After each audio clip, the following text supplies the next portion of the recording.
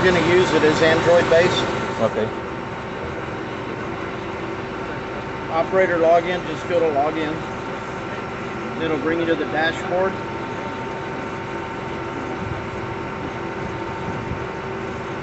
So right now everything's connected. If nothing's connected, something will have red in it, and won't give you the start button. Okay. First, I'm going to show you how to load the software once I give it to you on here. You just stick the thumb drive in. It's going to be a little bit different than the other machine. You'll do two machines from USB, hit next. It's going to bring this screen up. If all you see is internal storage, go find another thumb drive. Okay. Because it's really, really picky about thumb drives. All you'll do is highlight the thumb drive, hit select. It automatically finds where. And then the next screen, it's going to give you the option. It says, oh, there's only projects in here. Check the project box and hit import. And it'll import all the files over. So if it had other files, you still just look for projects? Yeah, you just hit projects and it'll pull everything over. The machine setup, I've already got this one set up. But on the other machines, it's going to be, until y'all set it up the first time, they're going to be set to 2D. So you see now I have red. So you're going to go change this to UTS right. UTS instrument setup is going to be your gun. So 31, 10, and 9, it's got auto search. We'll hit next. It's found the available instrument. So you hit tap to start. It's going to configure, connect to the instrument, and then it's going to find the prism.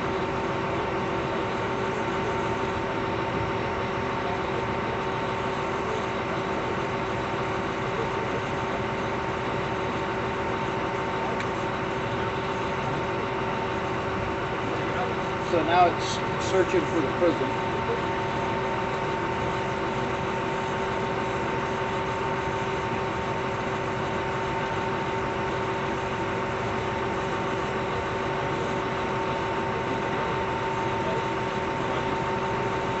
It's still looking.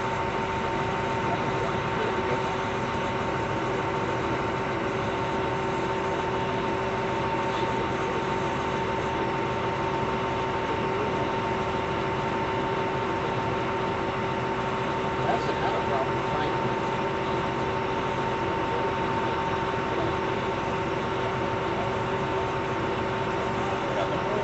It's looking for the gun. It's looking for the prism. Might need to tell somebody to go and move it. That had a problem finding it.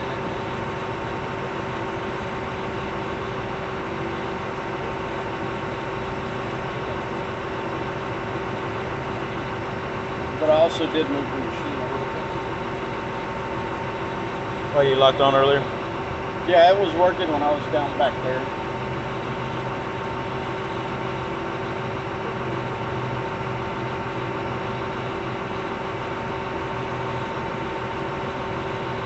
I think it's got high enough.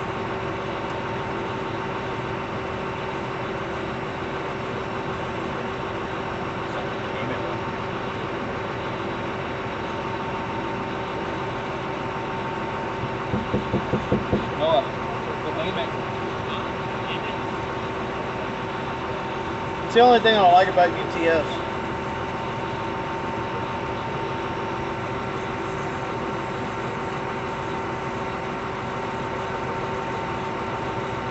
Sometimes it finds it right away, sometimes it doesn't. What is Chris, Yeah. I got one. What about the bladeware? When that thing's there, you have to put it in there, or it does it automatically? No, you still have to change your blade work. We'll go through all that. Alright, so now it's found it and it's tracking. So it says tap to use for guidance. So tap it and it moves it up. And just hit done. Then apply. And now since we're connected, see that red went away? We hit start. Bench.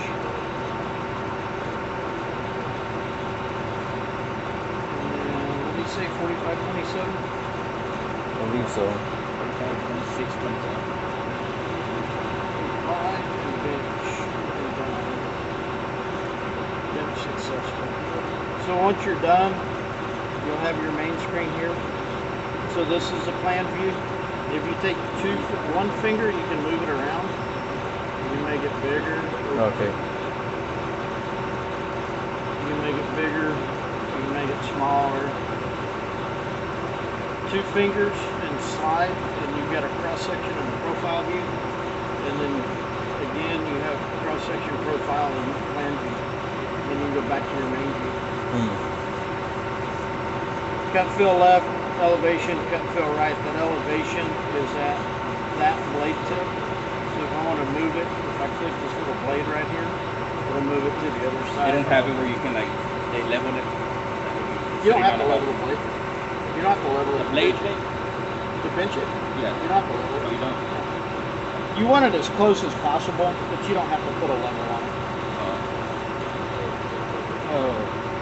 You don't want it like this. Yeah, yeah. But Just pretty you much. can, I mean, if you look at it right now, it's that side's a little bit higher, but it's not. As long as it doesn't have a big steep angle to it, you're fine. Always bench the right side if possible. And if you look in here on bench, it gives you the option to change from left to right. So always bench on the side the mast is on. And then you said you switch it over like this. Yeah, you can, to get this elevation, you can just switch it right there, left or right. Yeah, you see right now, it's 45-27 and then 45-48. You're not that much of it. You're 2/10 difference. So It's not like perfectly level. you don't have to have it perfectly level. You just need that tip on it. It's not like the other ones where they kind of. It doesn't have to be level either. The old ones don't either. I got it. So we're off design, so we're not going to see any cut and fill. Yeah. Manual is right here. If you click those 3 dots, that's your whole freaking manual. So like using UTS, it'll bring up the whole screen with all the UTS information in it. Or you can call the help desk, either one. Help desk is easier. What else? Settings, if you mess with any of these settings, you can mess with any of them. Do not change this grade tolerance. This grade tolerance has to do with the light bars, not what's on the ground. It has to do with how the light bars react. They word some of this shit really screwed up. So don't change any of that.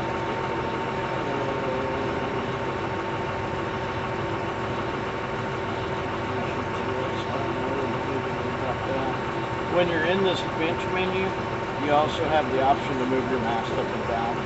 So if I go up, stop, down, stop, up, stop, down, then my elevation shouldn't change because it knows how far I moved it. I got you. Offsets in here.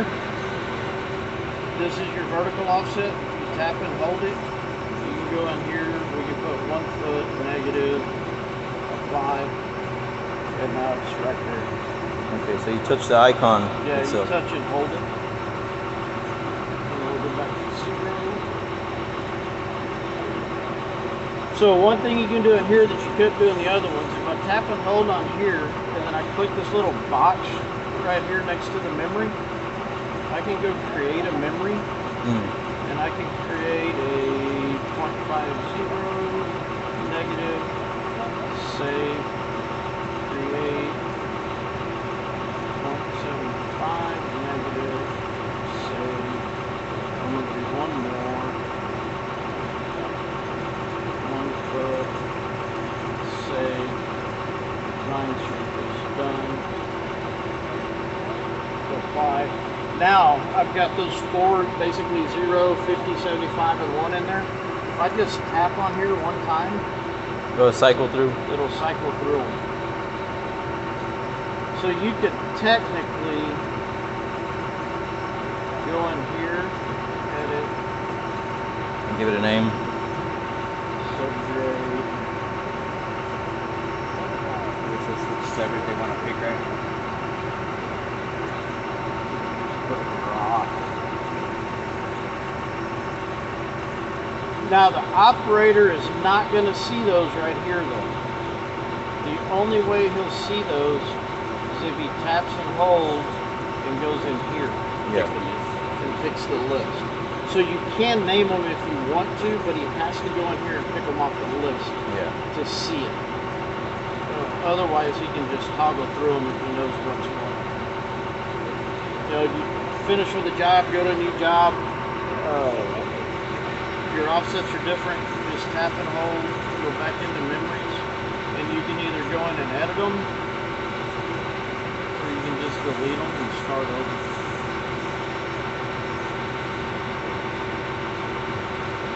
So you have a lot more options here. If I just put an offset right here, this doesn't create a memory. I can still toggle back to 0, but only to 0. Yeah. So either on or off. Right. So I don't have to go back in the menu to turn it off all the time like you did before.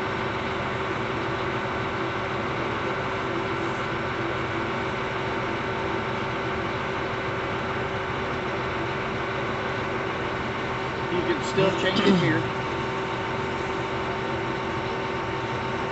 Okay. And it tells you which way you are, down or up.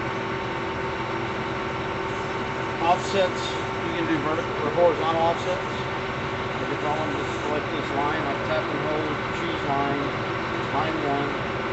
each for guidance.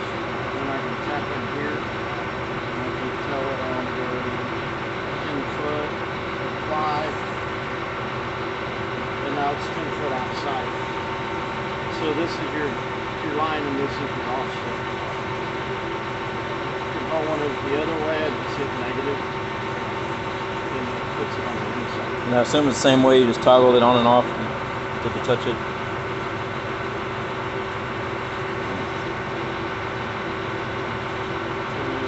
on here, change it back to 0.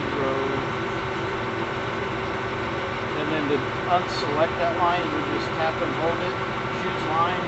You'll actually choose the line and then hit deselect. It's pretty simple. Yeah. I mean, it's the same functions as the old system, just a different layout.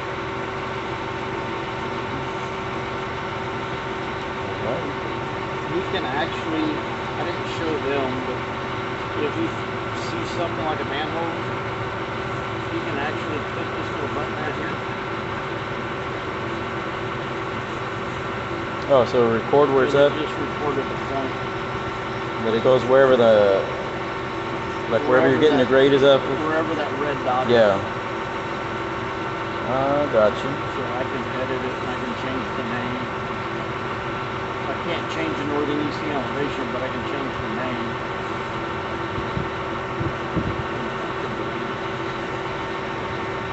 That'll be helpful.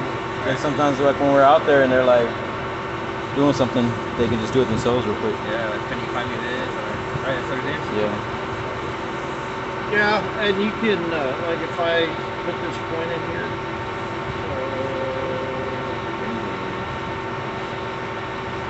select point, number 1, navigate to point. And it tells me what direction to go.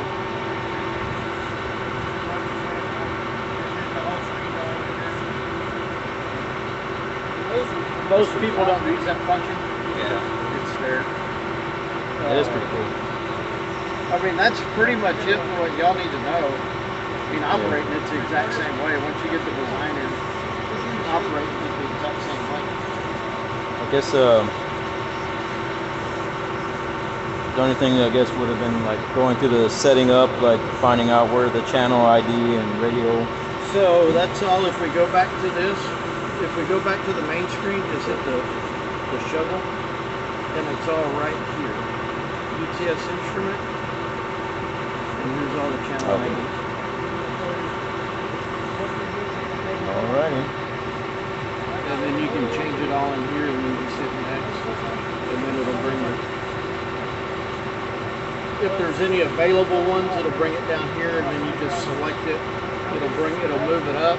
Once it finds a target, it'll tell you, hey, it's tracking, and then you have to select it one more time to use for guidance. Okay. Yeah, this system's pretty freaking simple. Yeah, it looks pretty simple. Site. Here's your job site. So once your files are in there, it's basically the same setup as SiteWorks. So you can have another project, like I can change the test, and then there's no line work here. And I can go back to training site, make sure I'm on mode design. If there's multiple designs in there, you can change designs. Oh, that's set it down. And then start.